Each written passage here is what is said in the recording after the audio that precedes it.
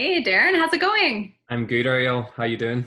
Good, good. Thanks for meeting with me. No problem. So tell me a bit about your role with Echosec Systems. Yeah, so I'm an account manager here at Echosec. I've been an account manager for the last 7 or 8 months, although sometimes it's hard to keep track of time, particularly with what's going on recently. But yeah, I'm an account manager. I look after many of our clients. So that involves could be training the clients from an onboarding perspective, then right the way through to really building and maintaining a relationship with those clients while they're with Echosec and Beacon. So yeah, it's a variety of things. It's training, dealing with requests, feedback, relationship meetings, face-to-face visits. Yeah, so that's really what I focus on. Every client that we have at Echosec is a valuable client, first of all. But there are certain clients that we work with that are providing excellent feedback for us, not in terms of the feedback of how they're using the system, but also feedback in terms of development for us as well. One of the things I love about Echosec is that, and working for this company, is that we do take the feedback from our users seriously. So a lot of the changes that I see happening, and I'm sure you're the same, are actually as a result from the feedback from our users. Fantastic. So it's basically a direct feedback loop from the people who are developing the product to the people who are really using the tools for their intended purpose, right?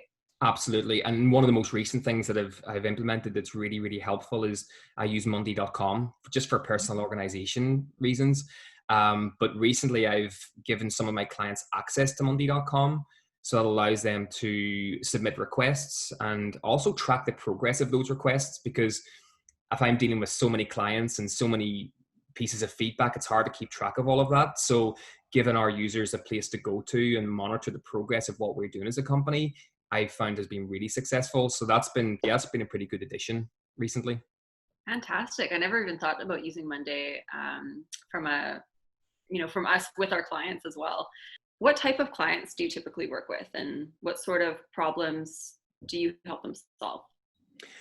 So it's right across the board, and that's been the interesting thing about working for the company, is that it's been a big learning curve, right from day one. I mean, I've got plenty of experience in selling and managing accounts, but not in this industry. So yeah, the cyber intelligence has been certainly and the sort of OSINT community has been a good learning curve for me, and I've really enjoyed that. But yeah, in terms of what people use our system for, is it could range from many different use cases. We see brand protection as a big use case for a lot of our retail clients. We see executive protection. People want to make sure that senior executives within organizations are protected when they travel around the world, for example. And then some of the more nefarious stuff as well, like human trafficking. That's not something I enjoy particularly, but it's something that we are highly successful at helping those clients with. So again, it's right across the board. So yeah, it could be brand protection one call, human trafficking the next call. So it really varies. Yeah, some of the things that we find on Echosec and Beacon can be really challenging to see, but it's always good to feel like we're part of the solution, right?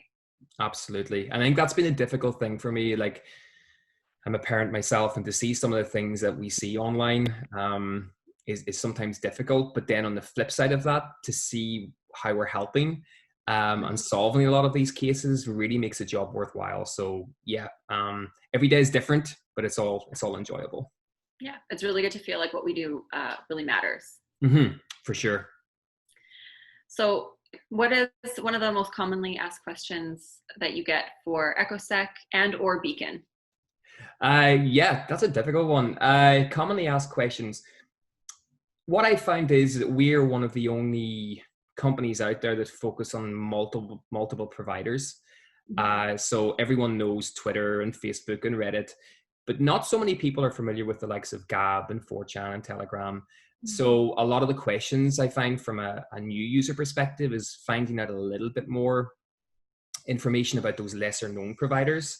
So it's really providing guidance and explaining the importance of those providers, and how they're not as well moderated as websites as what Twitter would be, for example. And then on the Beacon side, and obviously Beacon's a dark web product that tracks and monitors dark web data. So a lot of people maybe aren't so familiar with that and how that works. So it's been really exciting over the last 6 or 7 months for me to really not only educate users on using the dark web and using our tool, but also showing them the benefits of making those searches. So yeah, it's a real mix, but I would say, yeah, the search providers and really enhancing their knowledge of dark web searching is probably the two of the most common questions I would get. Do you have a favorite feature to showcase when you're providing support to clients? Yeah, I mean, first of all, I love showing live examples. I love showing examples to a client that is relevant to their use case. I think there's nothing more powerful than showing someone something in their local area that's happening that they weren't aware of, for example. So that could be a location-based search in Echosec, to track something that's actually happening right here and now. And then in the dark web, a big thing is breaches right now, is that you can plug an email address in for an individual or an executive, and we're able to show a ton of data as to whether that account has been breached or not. And again, that's a really powerful thing to show people. And yeah, it's quite shocking from their perspective. Yeah, just like a real in the moment example of exactly what we can do and exactly what information is out there. So Yep. it's not saying, here is what we can do if your information is out there. It's saying your information is probably out there and here it is, right? It's a really in your face example of exactly what we're protecting people from. Yeah, absolutely. And I even remember when we implemented breaches a few months ago, I typed in my own email address and I was shocked to see that I'd been exposed and my password had been leaked online. So yeah, I work with clients that have got thousands and thousands of breaches inside their organization. And that's massive. They weren't aware that that was happening. So it really does drill home the importance of Beacon and particularly the breaches tab within that. Mm-hmm. And you're hosting actually an upcoming Echosec Systems webinar about brand protection. Yeah. Can you tell me a little bit about that and what viewers can gain from attending? Absolutely. So many of our clients that I work with are in the retail area, and alongside that, brand protection is very important to those users, particularly with, I'll use COVID-19 as an example. I mean, there's a lot of chatter online about certain brands, certain companies, whether they're opening their shops or whatever that might be, employee safety, social distancing. So I think it's really important for those clients to be able to see what people are saying about their organization. And I think Echosec and Beacon are fantastic ways to do that. We're providing hundreds of thousands of results coming through from multiple providers. So I think for them to, within one click, basically see all that data is so valuable for them. So yeah, I'm really excited to host the webinar in a couple of weeks. Yeah, next week. Next week? Oh my God. Yeah, Yes. I better get webinar Wednesday. Tell me about some tools that you have found useful recently. Sure. So as my role evolves and the more I learn about the industry, I'm learning that Echosec it's fantastic. However, using other tools alongside Echosec is also highly valuable.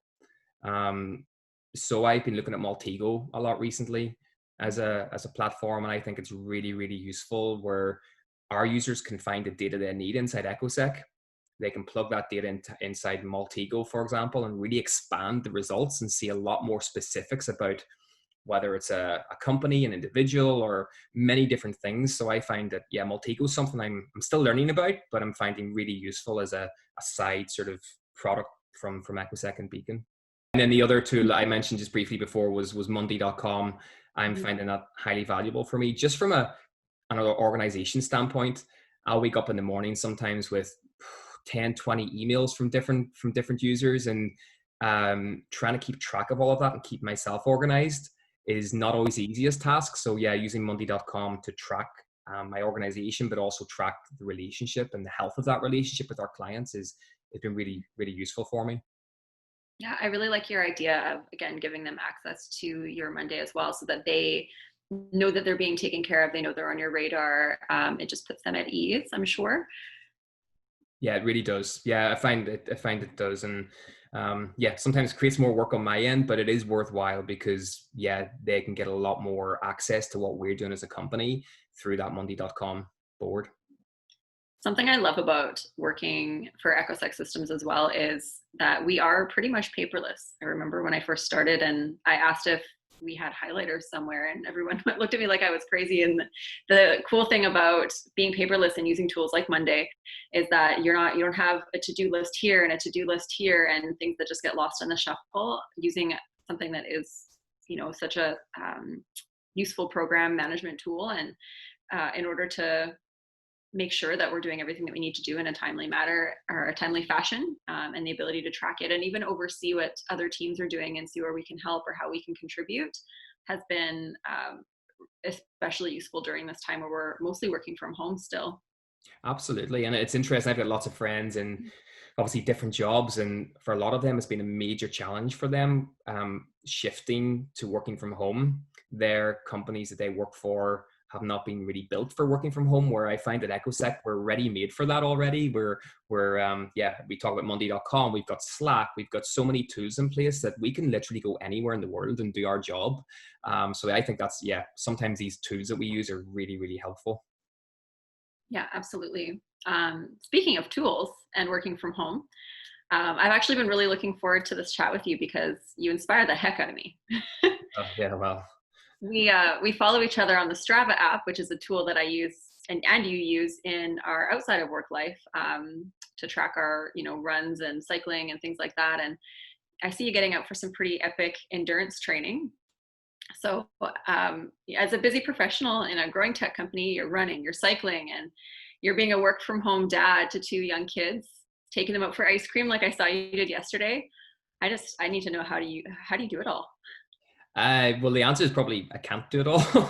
If you'd asked me this question at 5:30 last night when I was on the phone to a client and I had a 3-year-old having the most epic meltdown downstairs, honestly, I wouldn't have given you probably a favorable answer at that time. But yeah, ultimately, I think for me especially, I think my mental health is really important, and it's very difficult. I'll not lie, trying to have a busy job and be successful at that job while also trying to be a good parent to 2 young kids at home is not easy. But saying that, I think between my wife and I, we're managing pretty well. We both have our schedules kind of set each day. And although that does change from time to time, it usually works pretty well. And ultimately, for me, having a very supportive wife, I think I should mention that part because she's probably going to watch this video and say it. I love getting out for runs. I think that's my release sometimes is running, cycling, just doing fitness, and trying to squeeze that in when I can. Like last night, I didn't go until like 8:30. It was getting dark by the time I was finished. It's just trying to squeeze those things in when I can. And that's hard to motivate myself to do. Sometimes at the end of the day, with getting the kids to bed, running is not the first thing in my mind, but I'm just trying my best to keep motivated. And I really enjoy the fitness aspect for sure. Yeah, I'm sure it helps with a lot of the the stress that comes along with being busy and some of the things that we see online and that as well. It's just a really good way to have a self-care practice in place. So I think it's so awesome that you make sure that you have time to do that. Yeah, no, it is. It's really good. And for me, I've got to learn over the last few years that when my stress levels are getting higher, I can almost predict it and see it coming. So I know to sort of either slow down or get back into fitness. Because fitness for me is massive. That if I stop that for any length of time, I can see a lot of other things in my life kind of go a little bit out of control. So I think keeping fit and trying to eat healthy are fundamental parts for just being successful in general, whether that's a parent or in work. Yeah, absolutely. Now, before we finish up, you promised that you share with me. So you're a true Irishman, Mm-hmm. born and raised. Yeah. What is the best type of whiskey and why? Okay, good question. First of all, I'll say I'm quite new to this whiskey scene over the last couple of years. I was more of a beer drinker before that, more of a football fan, beer drinker. But over the last few years, I've really get into my whiskeys, and I love Irish whiskeys, mainly because they're pretty, what's the word? Inoffensive. They're easy to drink. They're usually on the lighter side, slightly fruity. Like a Bushmills Irish whiskey. That's what my granddad always drunk, and so he's kind of, I suppose, educated me that that's the way I should go. I love a Bushmills Irish whiskey. More recently, there's another whiskey called Writer's Tears from Ireland that's excellent. Again, really light, easy to drink. But then also, I'm getting into more Scotch whiskies as well. So they're slightly more smoky and peaty flavors. Lefroy is a good example where it's a very acquired taste, but I think the more I drink whiskey, the more I'm starting to get used to these different flavors. Yeah, so awesome. I will tell you, I've been to the Bushmills Whiskey Factory in Ireland. Oh my goodness! Wow. I had an Irish granny that used to feed us, I think she called it a hot toddy. Yep. And it Yep. was warmed up whiskey with honey and a little bit of lemon. And she'd, give us a shot of that, put us in the bath, make us nice and warm, wrap us in a blanket when we were sick. Yep. And wake up and you just feel fantastic in the morning. So there's something to that Irish whiskey, I'm telling you. Absolutely, yeah. I grew up with hot toddies as well. Yeah, I think that when you're sick, it's kind of typical Irish, I suppose. When someone's sick, the first thing you do is give them alcohol, but it does seem to work. Yeah, absolutely. Cool. Well, thank you so much, Darren, for your time today, and for answering all of my questions. And I am so looking forward to your webinar next week, all about brand protection and using social media monitoring for that purpose. And I can't wait to see what examples you have to show us and what you have to say about it. Sure, me too. Yeah, and yeah, thanks for your time, Ariel. That was great. Awesome.